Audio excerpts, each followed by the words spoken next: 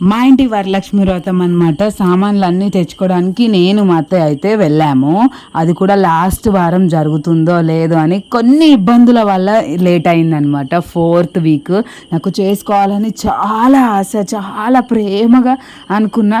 But అవ్వదేమో అని చాలా భయపడ్డా. బట్ లాస్ట్ వారం అస్సలు ఎక్స్పెక్ట్ చేయలేదు ఎంత బాగా చేసుకున్నానో. వీడియో ఫుల్గా చూడండి, మీకు క్లియర్గా అర్థమవుతుంది.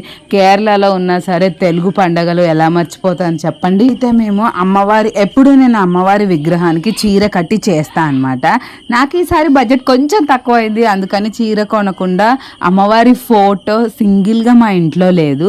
సో ఫస్ట్ అయితే ఫోటో తీసుకుందాం అనేసి ఇట్లా డివోషనల్ షాప్స్ ఉంటాయి కదా, ఓన్లీ దేవుడి ఫొటోస్, దేవుడి ఇంగ్రీడియంట్సే ఉండేటివి, దేవుడి ఐటమ్సే ఉండేటివి, అక్కడికైతే వెళ్ళాము. వెళ్ళి దేవుడికి కావాల్సిన నూనె, పసుపు, కుంకుమ, ఒత్తులు, అంతేకాకుండా అమ్మవారి ఫోటో చూడగానే నేను అస్సలు అంటే తెలియని ఆనందం నా మనసులో, ఎంతో హ్యాపీనెస్ ఆ తల్లిని చూడంగానే. సో ఆ తర్వాత ఫోటోకి అన్నీ తీసుకొని కొంచెం ఇంకా మేము జనరల్ స్టోర్కి అయితే వచ్చేసాము, హోల్సేల్ షాప్ అన్నమాట. సో అక్కడికి వచ్చేసి మా అమ్మవారికి పూజకు కావాల్సినవి నా స్తోమతిలో నేను చిన్నగా చేసుకున్నా అండి. అంత ఎక్కువ బడ్జెట్ అయితే ప్లాన్ చేసుకోలేదు. అట్లా కొన్ని ఇబ్బందులు వచ్చాయి, ఆ ఇబ్బందులు మీతో షేర్ చేసుకుంటా. కానీ ఇబ్బందులు అయితే నా హెల్త్ కండిషన్ బాగాలేకపోవడం అలా అనమాట. సో అమ్మవారికి కావాల్సిన పప్పు, శనగలు, నువ్వులు, నూనె, బెల్లం అలా తీసుకున్నాం అనమాట. ఆ తర్వాత కొన్ని ఫ్రూట్స్ తీసుకొని ఇంకా ఎర్లీ మార్నింగ్ 4 o'clock అయితే లేచి ఫస్ట్ స్నానం చేసేసుకున్నాం. నేను మా అత్తయ్య అయితే స్నానం చేసేసుకొని ఏంటంటే ఇంకా మేము చాయ్ పెట్టేద్దాము. అమ్మమ్మ లేచి మా హస్బెండ్ ఎర్లీగా వెళ్తారు కాబట్టి చాయ్ ప్రిపేర్ చేసేస్తుంది. అది చేసి పక్కన పెట్టేస్తే మా పని మేము చేసుకోవచ్చు అని అనుకున్నాము. ఇందులో ఇంకో ట్విస్ట్ ఏంటి చెప్పన, గ్యాస్ లేదు, గ్యాస్ అయిపోయింది. మాకు సింగిల్ బండనే అనమాట. సింగిల్ బండ కాబట్టి గ్యాస్ వచ్చే వరకు వెయిట్ చేయాలి. ఇప్పుడు ఈ కట్టెల పొయ్యి మీద నేను చేయగలుగుతానా అనే టెన్షన్ కూడా నాకు ఉండే. కాకపోతే ఆ దేవుడికి మొక్కుకొని స్టార్ట్ చేశాను. డీజిల్ అయితే ఇది తీసుకున్నాం చిన్నది, కానీ ఎంతవరకు అవ్వట్లేదండి. ఆ ఛాయ్ అయ్యే వరకే 4:30, 4:45 అవుతుంది. సో ఇంకా కట్టెల పొయ్యి ఆన్ చేసి బియ్యం అయితే పెట్టేశాను. నేను నైటే శనగలు నానబెట్టుకున్నాను అండ్ పప్పు నానబెట్టుకొని పెట్టుకున్నాను. నైట్ నేను పడుకునేసరికే 12:30 అయిపోయింది. ఎందుకంటే పాచి గిన్నెలు అన్నీ ఉండే. కొంచెం రిలేటివ్స్ వచ్చారనమాట, అది కూడా హైదరాబాద్ నుంచి కొంచెం తెలిసిన వాళ్ళు. అసలు ఎక్స్పెక్ట్ చేయకుండా వాళ్ళు వచ్చారు, అదే రోజు వచ్చారు. రేపు వరలక్ష్మి వ్రతం చేసుకుంటా అంటే వచ్చారు. సామాన్లు కూడా నాకు కొన్ని తీసుకోనికి కూడా వీలు అవ్వలేదు, వాళ్ళు వచ్చి ఇంటి దగ్గర ఉన్నారు, ఇంట్లో ఎవరు లేరు అనేసి నేను ఎర్లీగా ఇంటికైతే వచ్చేసాను. ఇంటికి వచ్చేసాను. సరే కానీ ఇప్పుడైతే ప్రసాదాల విషయానికి వస్తే ఫస్ట్ పచ్చి శనగలు అయితే పక్కకి తీసుకుంటున్నా. ఎందుకంటే వాయనం ఇవ్వడానికి. వాయనం శనగలు ఇస్తే మంచిది అంటారు. అమ్మవారికి చాలా ప్రీతికరమైన శనగలు అంట, చాలా ఇష్టం అంట. సో నేను కూడా తెలుసుకొని శనగలు ఎప్పుడు ఉడకబెడతాం, కానీ ఇలా వాయనం ఎప్పుడు నేను ఇవ్వలేదు. ఈసారి నుంచి అలవాటు చేసుకున్నా. శనగలు అన్నవి చాలా అమ్మవారికి ప్రీతికరమని. ఆ తర్వాత నేనైతే ఫస్ట్ పులిహోరకి పోపు వేసుకుంటున్నా. పచ్చిమిర్చి అన్ని, ఎండుమిర్చి దగ్గర నుంచి పచ్చిమిర్చి దాకా అన్నీ తెచ్చుకున్నా. నాకున్న చిన్న బడ్జెట్లో ఎలానో చేసుకుందాం అనుకున్నా. సో శనగలు అయితే ఉడకబెట్టడానికి పొయ్యి మీద పెట్టేశాను. అన్నం కొంచెం ఉడకంగానే పులిహోరకి సపరేట్గా తీసుకున్నా, అంతేకాకుండా పరమాన్నం కూడా సపరేట్గా తీసుకున్నా. ఆ తర్వాత ఇంకా అప్పటికే 5 అయిపోయింది, ఒకటే పొయ్యి కదా, ఇక్కడ చాయ్ అవి చేసే వరకు లేట్ అయిపోయింది అనమాట. సో అన్నం అయిపోయాక శనగలు అయితే పొయ్యి మీద పెట్టేసి పులిహోరకి పోపు వేసేస్తున్నా. మా అత్తయ్య ఎలానో వీడియో తీస్తున్నారు. ఏంటంటే నాకు వీడియో తీసుకుంటూ చేయడం ఒక్కదాన్ని కాబట్టి కొంచెం ఇబ్బంది అవుతుంది. ట్రైపాడ్ కూడా మా పిల్లలు ఎరగొట్టేశారు. ఇప్పుడు ట్రైపాడ్ కొని చేసే అంతగా లేదు. అందుకనేసి ఇక ఉన్న దాంట్లో మా అత్తయ్య ఎలానో ఒకలా తీస్తున్నారు, తీయనిలే అనేసి నేనైతే పులిహోరకి పోపు వేసుకోవడానికి అన్నీ సిద్ధం చేసుకున్నా. నిమ్మకాయ పులిహోర చేద్దాం అనుకున్నా, కానీ నిమ్మకాయలు మర్చిపోయాను. చింతపండు పులిహోరే చేశాను. అమ్మవారికి చింతపండు పులిహోర అంటేనే చాలా ఇష్టం అంట. నేను తర్వాత వీడియో చూశాను అనమాట, చేసిన తర్వాత. అరే ఎప్పుడు మేము చింతపండే చేస్తామన్నమాట, ఈసారి ఎందుకో నిమ్మకాయ చేద్దాంలే అని అనుకున్నాను, కానీ చింతపండు పులిహోర చేశాను. పులిహోరకు అన్నీ వేసేసి కలిపేసి అది చల్లారే వరకు పక్కన పెట్టేశాము. వేసుకున్నాక ఇంకా పరమాన్నం కోసం గంజి అన్నం తీసి పక్కన పెట్టాను కదా, అది అలానే పక్కకుంచి అది కొంచెం మెత్తగా అవ్వగానే బెల్లం దంచి కొట్టి వేసేసామన్నమాట. అది బాగా ఉడికే వరకు వెయిట్ చేసాము. ఆ తర్వాత మేము ఆవు పాలు తీసుకుంటాం అనమాట ప్యాకెట్. ఆ ప్యాకెట్ ఆవు పాలు పోద్దాం అనుకున్నాం. బట్ ఈ బెల్లం ఇందులో అవ్వే వరకే చాలా టైం పట్టేస్తుంది. ఇలా అయితే కాదని అది తీసి మళ్ళీ కట్టెల పొయ్యి మీద పెట్టాను. అస్సలు స్టవ్ చాలా సతాయించింది అనమాట. దాని తర్వాత దబదబ మిక్సీ పట్టేసుకున్నాను వడల కోసం ఇక స్టవ్ మీద పెట్టాను డీజిల్ పొయ్యి మీద. అస్సలు అవ్వట్లేదండి. ఎంత సతాయించిందంటే అదే అవ్వట్లేదు, ఈ పొయ్యి కాలట్లేదు. ఇంకా పరమాన్నం అయిపోగానే గారెలు దాని మీద నుంచి తీసి దీని మీద పెడదాం అనుకున్నాను. సో పరమాన్నంకి ఏం చేశానంటే పాలు పోసేసుకున్న తర్వాత కొంచెం దగ్గరికి అయిన తర్వాత ఈ కాజు పిస్తా అన్ని నెయ్యిలో వేసేసుకున్నాను. అప్పుడు ఒక ప్రసాదం అయిపోగానే పులిహోరది చల్లగా అయిందనమాట. చల్లగా అవ్వగానే ఇంకా పులిహోర కూడా కలిపి పెట్టేసుకున్నాము. పులిహోరకి అయితే అన్నీ కొంచెంగా వేసుకుంటూ పులిహోరది కలుపుకుంటున్నాం అనమాట. ఇంకా నాకు డీజిల్తోని పిచ్చి లేసిపోయి నాకు కట్టెల పొయ్యే బెస్ట్ అనుకొని ఇంకా కట్టెల పొయ్యి మీద వడలు అయితే వేసుకున్నాను. ఒక రౌండ్ వేసుకున్నాక ఇంకా వీడియోలో నేను ఎక్కువగా కనిపించట్లేదని మీరు అనుకోవచ్చు. ఆ వీడియో తీసుకుంటూ నేను చేయడము కొంచెం నాకు ఇబ్బంది అవుతుంది అప్పుడప్పుడు. ఇంకా ఏం చేశానంటే అత్తయ్య ఒక 5 మినిట్స్ ఏం పని ఉన్నా పక్కన పెట్టేసి, ఇంకా చుట్టాలు కూడా ఉన్నారు కదా, వాళ్ళని కూడా చూసుకోవాలి కదా, వాళ్ళని చూసుకుంటూ మేము ఇటు చేసుకుంటున్నాం అనమాట. సో నేను వడలు వేస్తుంటే చూపి అత్తయ్య అనేసి అడిగితే అత్తయ్య చూపిస్తున్నారనమాట. వడలు ఆంధ్ర వాళ్ళకి వడలు అంటే చాలా ఈజీ అంటారు కదా, ఆ రకంగా నేను కూడా స్పీడ్గా వడలు అయితే వేసేసాను. నాకైతే అప్పటికే ఎర్లీ మార్నింగ్ 6 అయిపోయింది.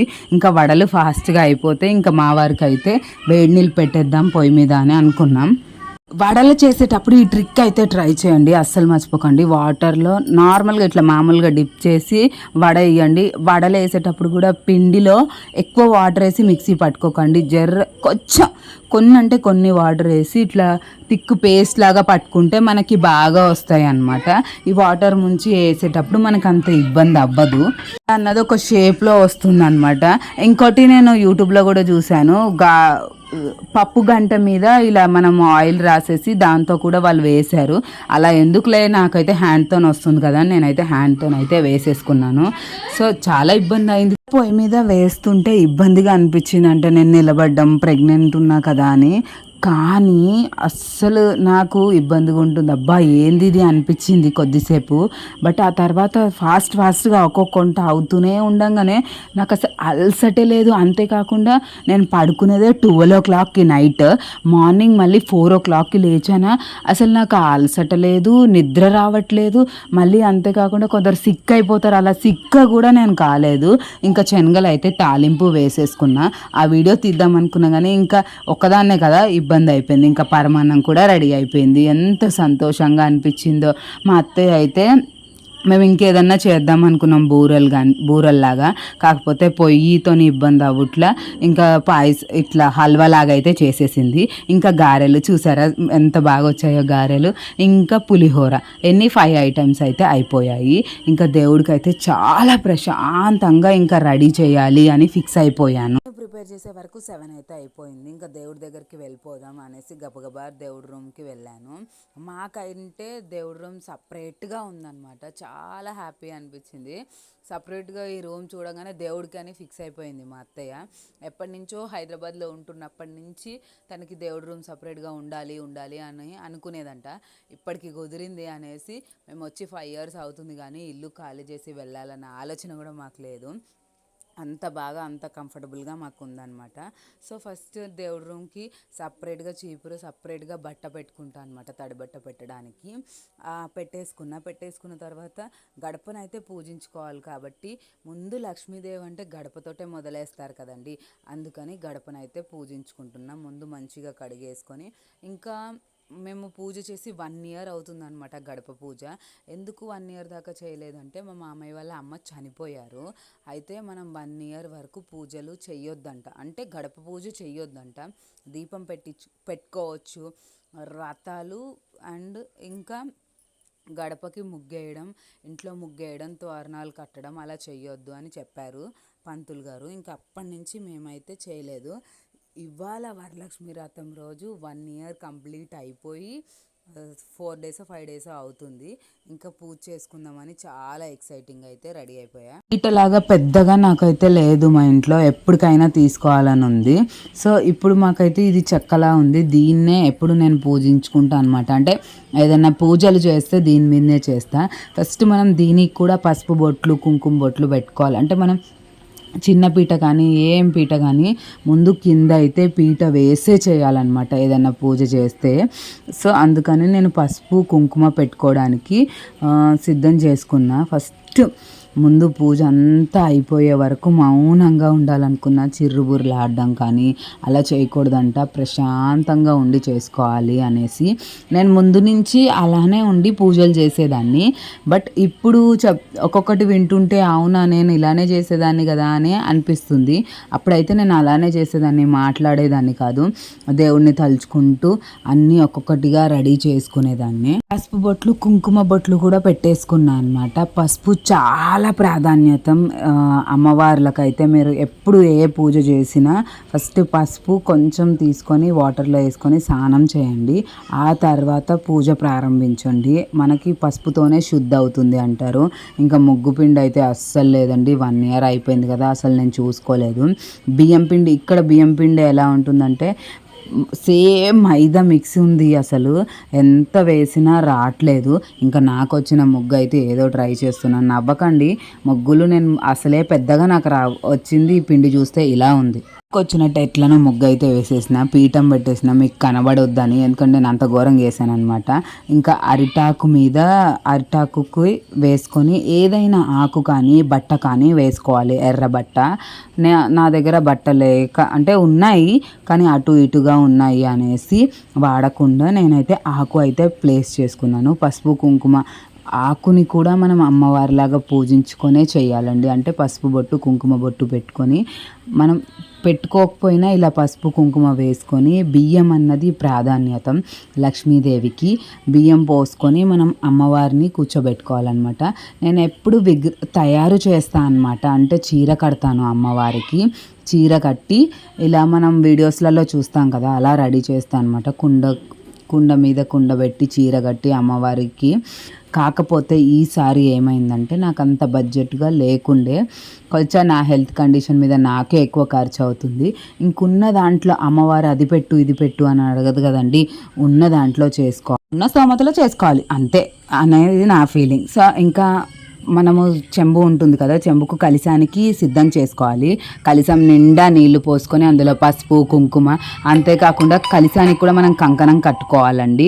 అంటే పూజ చేసే వాళ్ళకి ఐడియా ఉండొచ్చు, నేను ఎవరైనా తెలియని వాళ్ళు ఉన్నారేమో అని జస్ట్ చెప్తున్నాను అంతే. కంకణం కోసం నేనైతే కొత్త దారమే తీసుకున్నా. ఆ దారానికి కూడా మనం పసుపు కుంకుమ రాసి ఆ తర్వాత మామిడాకుతోని కంకణం కట్టుకోవాలి. దాన్ని కూడా మనం పూజించుకోవాలండి. దానికి కూడా కుంకుమ బొట్టు పసుపు బొట్టు, అంతేకాకుండా గంధం ఉంటే గంధము కుంకుమ కూడా పెట్టుకొని దేవుడి దగ్గర పెట్టిన తర్వాత మనం కట్టుకోవాలి. కొందరు ఏం చేస్తారంటే చేయికి డైరెక్ట్గా కట్టేస్తారు, అలా కాదు, దేవుడి దగ్గర పెట్టుకొని దీపం పెట్టిన తర్వాతే మనం కంకణం కట్టుకోవాలన్నమాట. సో నేను కంకణం కట్టుకోవడానికి సిద్ధం చేస్తున్నాను. ఏదో నాకు తెలిసినట్టుగా దారం తీసుకొని, అంటే నాకు వచ్చినట్టుగా విధానంగా నేనైతే పూజ చేసుకుంటున్నాను. నాకు మా అమ్మ చేసేది అలా నాకు తెలుసు, అదే విధానంగా నేను చేసుకుంటున్నాను. ఎన్ని ఇయర్స్ నాకు పెళ్ళైనప్పటి నుంచి. ఇంకా కంకణాలన్నీ రెడీ చేసేసుకున్నాను. కలశానికి కూడా నేను బట్ట చుట్టేసాను అనమాట. అంటే కలశం బట్ట కూడా తయారు చేసుకున్నాను నాకు వచ్చినట్టుగా. ఇంకా నేను దీపాంతాలకి అన్నిటికీ పూజ చేసుకున్నాను. అంటే ఫస్ట్ మనం వాటిని కూడా మొక్కుకోవాలన్నమాట. పసుపు బొట్టు గంధం లేదా పసుపు బొట్టు పెట్టి కుంకుమ పెట్టి పూజ చేసుకోవాలి. ఇంకా గాజులు చూస్తే అందులో ఒక గాజు అయితే విరిగిపోయింది. మనలాగా గాజులు అయితే ఇక్కడ దొరకవు, వాళ్ళు ఇచ్చిన ప్యాకెట్ అలానే తీసుకోవాలి. మనం ఇప్పి చూస్తాము, మనం గాజులు వెళ్ళి వేసుకుంటామంటే ఇవ్వరు. నేను వాయనం ఇవ్వడానికి గ్రీన్ కలర్ తీసుకున్నా, అండ్ అమ్మవారి కలశం మీద పెట్టడానికి రెడ్ కలర్ అయితే తీసుకున్నా. పువ్వులు ఎంత వెతికానో దొరకనే లేదు. ఇంకా నేను ఏం చేశానంటే తులసి మాలే అమ్మవారికి వేశాను అనమాట. నేను చెప్పాను కదా నేను ఎప్పుడు అమ్మవారికి చీర కట్టి చేస్తాను అనేసి. ఆ అమ్మవారిని ఏం చేశానంటే ముందు పెట్టాను, ఇంకా పండ్లు అవన్నీ ఒక దాంట్లో పెట్టేసి, ఇంకా వాయనం ఇచ్చేవి నేనైతే దేవుడికే ఇస్తా వాయనం. ఎందుకంటే ఇక్కడ వాళ్ళు రారు, వాళ్ళకి చెప్పినా అర్థం కాదు, ఎందుకు ఒకరిని ఇబ్బంది పెట్టడం, ఏందో ఇది అని భయపడతారు. అందుకని నేను దేవుడికే ఇస్తా వాయనం. ఇంకా దీపంతాలు పెట్టేసుకొని ప్రసాదం అన్నీ పెట్టేసుకున్నాక నేను అష్టోత్తరం చదువుకున్నా. నాకు చాలా ప్రశాంతంగా అనిపించింది. నాకు అస్సలు ఎక్స్పెక్ట్ చేయలేదు. చాలా నిదానంగా ప్రశాంతంగా నాకు నిద్ర వచ్చేస్తుందేమో, నీరసంగా ఉంటుందేమో అనుకున్నా. ఎందుకు అంటే ఈ ప్రెగ్నెన్సీ జర్నీలో నాకు చాలా ఇబ్బందులు వచ్చాయి అనమాట. అందరూ అన్నారు మూడోది కదా అలానే ఉంటుంది అది ఇది అని, కానీ చాలా భయం వేసింది మూడోది ఎలా జరుగుతుందో ఏమవుతుందో అనేసి. అలానే నా హెల్త్ కండిషన్ కూడా ఉండే. కాకపోతే నేను ఏది నేర్చుకున్నా అంటే ఓపిక మీద చేసుకోవాలి అనే విషయాన్ని అయితే నేర్చుకున్నాను. ఇంక ఓపిక మీద పూజ చేసుకున్నా, కంకణం అయితే కట్టేసుకొని ప్రసాదం అయితే తినేసాను. అప్పటికి నాకు 10:30 అయిపోయింది పూజ అయిపోయే వరకు. చాలా ఎర్లీగా పూజ అయిపోయింది. పూజ అయిపోగానే ఇంకా వ్లాగ్ అయితే ఎలా షూట్ చేశానో ఎలా ఉందో మీరు వీడియో ఫుల్గా చూసేసి సబ్స్క్రైబ్ చేసుకోవడం మాత్రం మర్చిపోకండి. ఇంకా కంకణం కట్టేసి తినేసాను. తినేసిన తర్వాత ఇంకా ముందే నేను శారీ కట్టుకుందాం అనుకున్నాను. నా దగ్గర ఉన్న శారీ అయితే కట్టుకున్నా. నాకు చాలా హ్యాపీగా అనిపించింది. Follow for the more